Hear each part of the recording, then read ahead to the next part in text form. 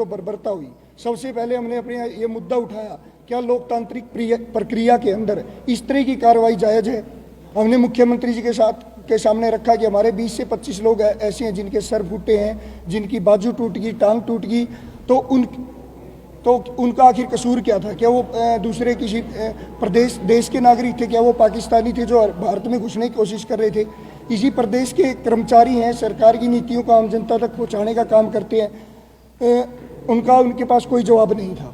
फिर उसके बाद आखिर में जो हमारा फैसला वहाँ पे निकला है, लंबी चर्चा के बाद फैसला ये हुआ कि चीफ सेक्रेटरी, फाइनेंस सेक्रेटरी और PS to CM इन 3 लोगों की कमेटी गठित की गई है, जो 2 मार्च को पेंशन वाली संघर्ष समिति के 5 सदस्यीय डेलीगेशन के साथ बैठकर जो हमारे आंकड़े हैं, जो हमने सरकार के सामने रखे हैं और जो सरकार अपने आंकड़े उस दिन लेकर आएगी, उनके ऊपर गहनता से इसको लेकर मंथन होगा।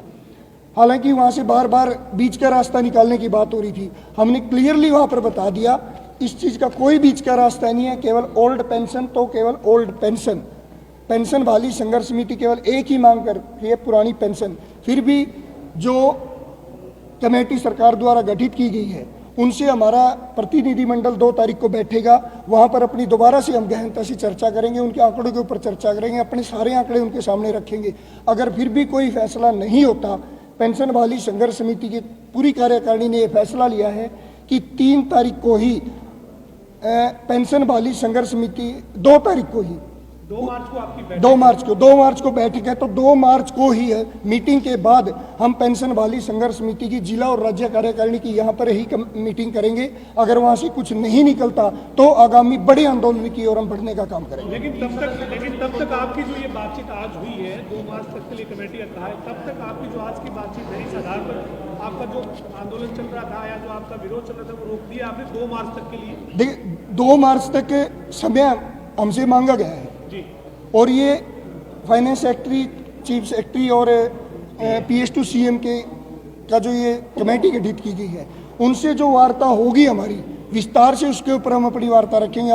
हमने हालांकि आज भी सारी चीज़ें, हमारे आंकड़े हमारे पास थे, हमने फाइल भी उनको सौंप दी है कि आप ये देखिए हमारे आंकड़े, हमारे कर्मचारी रिटायर हैं, 200, 400, 500, 1000, 2000 पेंशन बन रही है, उनको मेडिकल रिम्बर्समेंट नहीं है, उनको उनकी जो सामाजिक सुरक्षा है वो बिल्कुल खत्म कर दी गई है। उसके साथ साथ उनका आर्थिक शोषण जो 10% हमारा काटा जा रहा है और 14% सरकार आम करदाताओं को डालकर केवल PFRD के माध्यम से पूंजीवादी व्यवस्थाओं को बढ़ाने के लिए और बड़े पूंजीपतियों को उसका फायदा पहुंचाने के लिए लगा रही है, वो हमने मजबूती के साथ अपनी बात उनके सामने रखी है।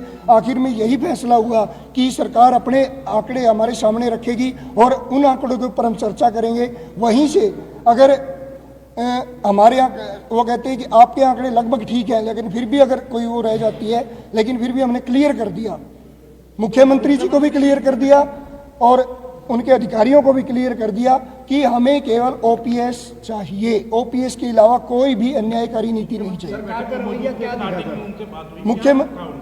मुख्यमंत्री जी ने यही कहा कि मेरे अधिकारी इसके ऊपर चर्चा करेंगे, आंकड़ों की बात होगी, क्योंकि इसमें फाइनेंशियली मैटर है, बिल्कुल ये बड़ा फाइनेंशियल मैटर है कि इन सारे आंकड़ों के ऊपर बात होगी। हमने उनके सामने हालांकि अपनी पूरी बात रखी, फिर उन्होंने कहा कि इन 3 लोगों की कमेटी होगी। आज भी हमने लंबी चर्चा हुई, लगभग 1 घंटे तक हमारी अधिकारियों के साथ विस्तार से चर्चा हुई, लेकिन उनके पास अभी अधिकारियों के पास कुछ आधिकारिक आंकड़े नहीं थे, तो उन्होंने इसलिए 2 मार्च की मीटिंग फिक्स की गई है। पुनः मैं आपके माध्यम से एक बात कह देना चाहता हूं सरकार को भी और प्रदेश सरकार को भी और तमाम जो CID और उनके प्रशासन को भी कि 2 मार्च को हम किसी बीच के रास्ते पे जाने वाले नहीं हैं। हमें चाहिए पुरानी पेंशन, तो केवल और केवल पुरानी पेंशन, जो कि 5 राज्यों में ऑलरेडी बहाल हो चुकी है, तो हरियाणा में बहाल क्यों नहीं हो सकती? हरियाणा प्रदेश तो उन तमाम राज्यों से समृद्ध राज्य है।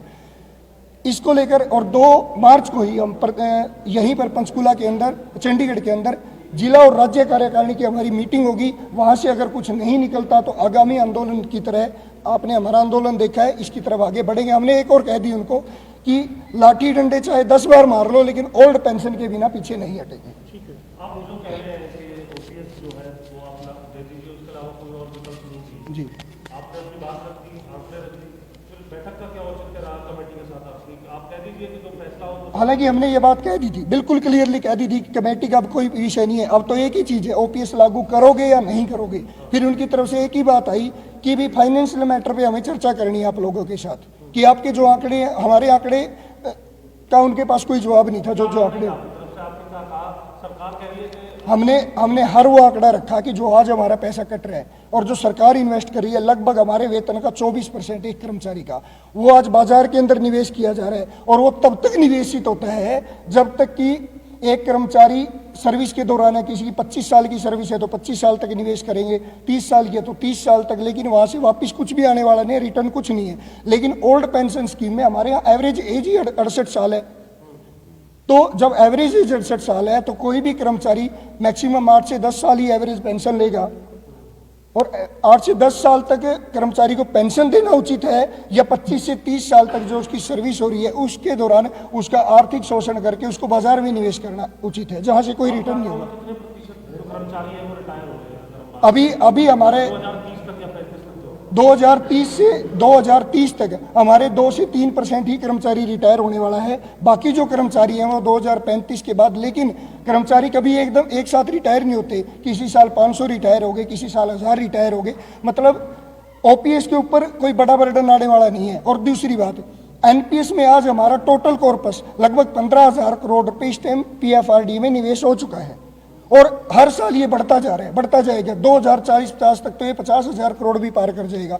उसी पैसे को अगर आज ओपीएस लागू करके रोक लिया जाता है तो उसी पैसे की मैनेजमेंट करके ही ओल्ड पेंशन स्कीम को लाभ दिया जा सकता है कर्मचारियों को। इसके लिए कोई अलग फंड करने की या अलग फंड एकत्रित करने के लिए अलग बाहर जो होगा, जो एक मिसकंसेप्शन दिया जा रहा है, वो ऐसा कुछ भी होने वाला नहीं है। सत्य खबर, सत्य, सटीक, बेबाक।